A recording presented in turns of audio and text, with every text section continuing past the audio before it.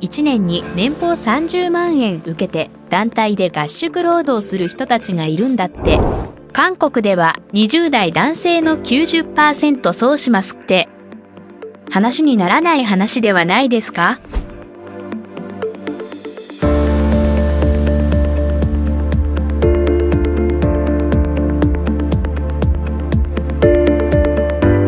こんにちは。皆さんのコアトーリーです。アメリカには昔からのファップ、ムーブメントという素敵な風習があります。ノーマスターベーションをする人であろうとなかろうが、11月1ヶ月だけは G をしない新鮮な風習です。韓国にも数年前からノーマスターベーションの集まりがあり、中には女性会員も多いそうです。もちろんオンラインでだけ会っています。ある人は少しいたずらをするように加入する人もいて、純粋目的ではない他人のマスターベーションをどうするのか知りたくて入ってくる人もたくさんいると言います。しかし、海外にはパラドックスな論文もたくさんあって、長所と短所の理由もあまりにも多い人が今も継続してこのキャンペーンをとても肯定的に見ています。ところで、なぜノーマスターベーション運動が初めから日本と韓国で注目されなかったのでしょうか。その理由は中毒に対する我々の意識がアメリカの社会意識とは少し違うからだと思います。海外はマスターベーションの中毒以前に麻薬中毒という深刻な問題がありました。それでアメリカ人はこの中毒に関するイシューが生活自体の大きな負担でした。つまり麻薬中毒、ニコチン中毒、アルコール中毒、賭博中毒など中毒に対する考えが否定的に思いました。だからこそアメリカ人は麻薬をやめると中毒に対する効果が人生の大きな変化を知ったのだと言います。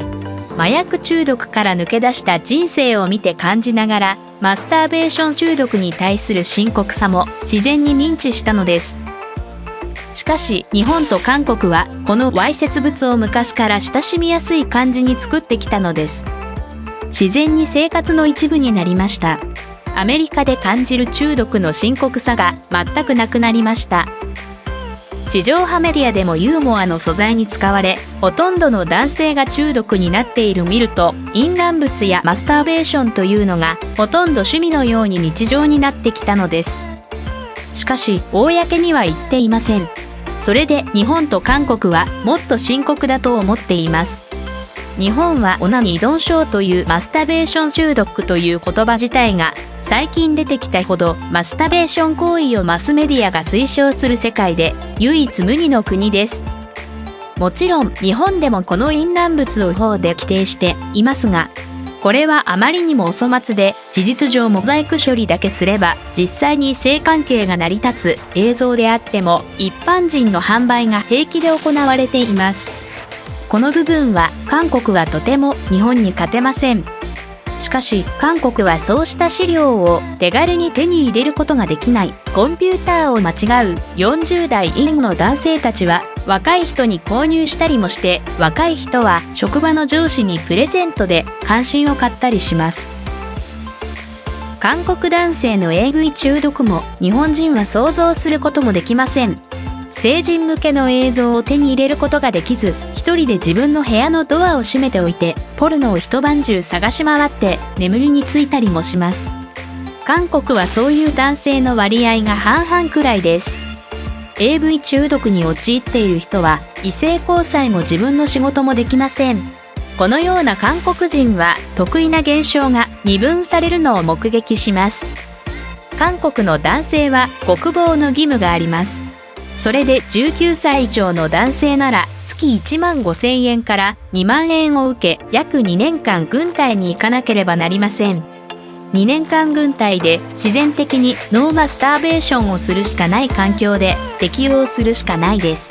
狭い空間で男同士だけ眠り、内務班というところは不審番という人が危険なのか、ずっと寝ている軍人の面倒を見ます。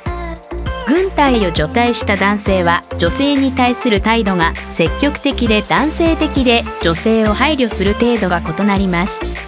また体力も高度成長し、規則正しい食事生活とお酒を飲めない禁酒活動により男性の機運が高まります。ここで上下服従や厳格な規律を学び、部下の扱い方も学ぶことになります。それで2年間禁欲の生活をして軍隊を除隊をします。そんな男性は気に入った異性に本能的に近づいて接触し、女性をリードします。それで韓国人男性のほとんどは焼肉屋のようなところに行っても女性に肉を直接焼いたり、酒代の計算も男性が支払うことが多いです。難しく大変な仕事を優先してリードしていきますが、 AV 中毒の場合、一旦は女性の接近を容易にしません。男性感と自信感が劣ります。家に帰ってからは一人だけのコンピューター仮想の世の中で女性に会って現実と想像を行き来していきます。そんな男性の場合、異性のアプローチも酒の力を借りて好きだと告白しますが、その告白は失敗に終わる確率が多いです。 AV 中毒男性たちは大きな錯覚をしています。成人向けの映像を見て成人マッサージを受けて女性ともう少し良くなると勘違いするのです。そんな経験で一般の女性と関係が良くなるはずがありません。実は正反対に、むしろそのようなことをやめてこそ日常生活でエネルギーと動機づけができるのです。むしろそのまま楽に接すればいいのに、何度も女性を性的に認識して何をしてもぎこちなくてうまくいかないのです。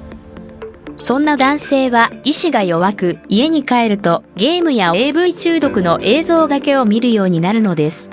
このような事実を一部の男性が知り、誰も知らないうちにノーマスターベーションの集まりに匿名で入り、お互いに慰め合い、経験を共有することになります。韓国でノーマスターベーション運動のようなことが可能な理由は、コンビニエンスストアに刺激される写真や雑誌がなく、ネット上のわいせつ者との接触が不可能だからです。それに代わってガールズグループやダンスチームが変わっています。韓国男性は水着の女性写真とランジェリーショーで満足しなければなりません。どうしても強度があまりにも弱くてせめてもの救いです。もし韓国でも AV 産業が合法だったら、多くの女性が AV 産業に従事していたはずです。韓国男性は韓国女性の AV 産業そのものがないため、日本の AV 産業の女性しか見られないです。韓国の男性は同じ東洋女性を好み、西洋の AV 産業にあまり関心がないそうです。西洋男性のシンボルが自分のものと違って、日本の AV 産業の映像物を好んでみるようです。しかし、ノーマスターベーションの会の会員たちは、日本の美しい AV 女性と画面の中の出会いもやめました。仕方なく現実の女性に会うしかなく、これが良い動機付与になるでしょう。日本の男子学生たちと働く男性たちは、日本の AV 産業から遠くなれば、現実の女性と結婚もできるし、良い大学にも行けます。だからといって、AV 産業従事者の方々怒らないでください。美しい芸術をされる方を責めるのではありません。必要としている方もいらっしゃるので、AV 産業従事者の方も良い作品を期待します。最後に、ノーマスターベーション運動が日本にないなら、志のある方は一度作ってみてください。今回の話が理解できなかったら、コアトーリー、韓国は強引な国です。YouTube に MSRP をアップして実刑をもらえますか？少し理解がもっと優しいと思います。もし現在ノーマスターベーションの経験があればコメントしてください。男性、女性で構いません。今日の結論。韓国の男性たちは軍隊でいくら良い経験をしても 100% 全員再び軍隊に行きたい人は一人もないってことです。今日準備した動画はここまでです。私の話が少しでも共感できますか？次には韓国の整形一部を準備します。次の映像が楽しみでしたらいいですよと購読を押してください。今回の映像が良かったら次の面白い映像を早くアップしたいと思います。多くの意見をお願いします。日本語修正するところがあれば教えてください。普段から知りたいのですが、皆さんが調べるのは面倒で時間を割くのはもったいないことをメモしてください。韓国のこと知りたいことを質問していただければ確実に調査してお教えします。最後まで見てくださって本当にありがとうございます。ありがとうございます。今まで皆さんのコアトーリーでした。